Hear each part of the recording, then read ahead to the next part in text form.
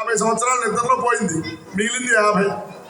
ఆ 50 సంవత్సరాల్లో బాల్యము, యవనం, కౌమారం 20 ఏళ్ళు వచ్చేవాడికి, చదువులు సంస్కారాలు ఇవన్నీ చూసేవాడికి 20 ఎగిరిపోయింది.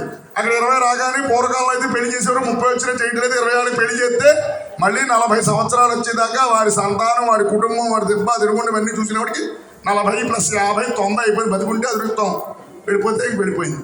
ఆ 10 సంవత్సరాల్లో వీడు కబుర్లకి, కాలక్షేపాలకి, సినిమాలకి, షికార్లకి తిరగ మిగిలింది ఒక 6 మాసాలు మాత్రమే భగవంతుడి దగ్గర మనం ఉండేటువంటి సమయం.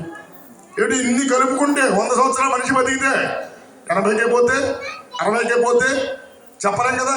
అందువల్ల ఉన్న సమయంలో 2 నిమిషాలు పొద్దున్న ఎక్కువసేపు అక్కలే, ఉదయం లేచిన తర్వాత స్నానం చేసాక 2 నిమిషాల పాటు భగవంతుని గురించి నీకు మంత్రాలు గింత్రాలు ఏమి రావక్కర్లేదు, జపతపాలు ఏమి చేయక్కర్లేదు. నీ నోటికి వచ్చిన మాట రామ, కృష్ణ, శివ, వాసుదేవ ఏదో ఒకటి మనకి తోచింది ఏదైతే అది ఆ నామాన్ని ఒక్క 2 నిమిషాల పాటు భగవంతుడు ఎదురుకుండా చెప్పుకుంటే భగవంతుడు మనల్ని ఏ విధంగా చూడాలో ఆ విధంగా చూస్తాడు. మనకి గుళ్ళోకి వచ్చినప్పుడు లేకపోతే ఇక్కడ చేయించినప్పుడు రవి గారు ఇప్పుడు సూర్య నమస్కారాలు చేయండి అందరి పేరున అన్నారు. దేని గురించి సూర్య నమస్కారాలు అంటే ఏమిటి? నాకు సూర్యుడు కనబడతాడు కదా, నేను దండం పెట్టుకుంటాను కదా కాదు. ఆయనకి మంత్రపూర్వకంగా ఆయన చెప్పి ప్రదక్షిణగా నమస్కారం చేస్తే ఆరోగ్యం భాస్కరాదిత్యేత్, ఆ మహానుభావుడు స్వయమైన శుభ్రమైన ఆరోగ్యాన్ని ఇస్తాడట. అసలు ఆదివారం నాడు చాలా నియమంగా ఉండాలి. ఉన్న రోజులన్నింటిలోకి గొప్ప నియమం ఏమిటంటే శనివారం కూడా కాదండి, ఆదివారాన్ని మించినటువంటి వారం ఇంకోటి లేదు. చాలా గొప్పదైనటువంటి నియమము నిష్ఠ పాటించవలసింది ఏమిటయ్యా అంటే ఆదివారం.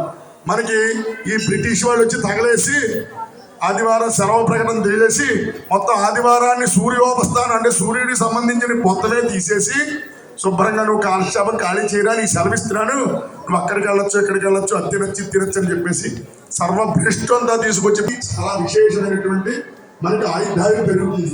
చిన్నపిల్లలకు కూడా కావిళ్ళు వచ్చాయి, లేకపోతే చిన్నపిల్లలకి ఇంకా కొన్ని ఒంట్లో బాగా చూపించిన డి విటమిన్ కావాలమ్మా, ఎంట్లో పెట్టండి, ఈశ్వరుడు తీసేయాలంట. ఏ డాక్టర్ దగ్గర లేని మంది అది ఎవ్వడు ఇవ్వలేదు, భగవంతుడు ఇవ్వగలడు. చచ్చిపోతాడని వాడిని బతికింది కదా శక్తి ఎవరికి ఉంది అంటే భగవంతుడు డాక్టర్ కూడా లేదు. ఏమో నేను ఎప్పుడూ చెప్పలేనని అంటాడు. కానీ భగవంతుడు ఎలా అంటాడు, నమ్మావా ఖచ్చితంగా నేను కాపాడుతాను రా అంటాడు. ఆపద అనేది ఎలా వస్తుందో మరి ఎవ్వరికీ తెలియదు. అర్ధరాత్రి అపరాత్రి తిరుగుతూ ఉంటాం, ఏ పాము ఏదో ఉండొచ్చు, లేకపోతే మనం సవ్యంగా వెళ్ళొచ్చు, అవతల వాడు సవ్యంగా రాకపోవచ్చు, మనం గుద్దేయచ్చు, ఇంకో రకంగా జరగచ్చు. ఇవన్నీ కూడా ఆపదలు అంటారు. చెప్పకుండా వచ్చేవే ఆపదలు. ఆ ఆపదలు తొలగాలంటే ఈశ్వరుని దర్శనం చేసుకోవాలి. ప్రపంచంలో ఇంకో దైవం లేదు. అందుకే ఆయన పేరు సదాశివుడు.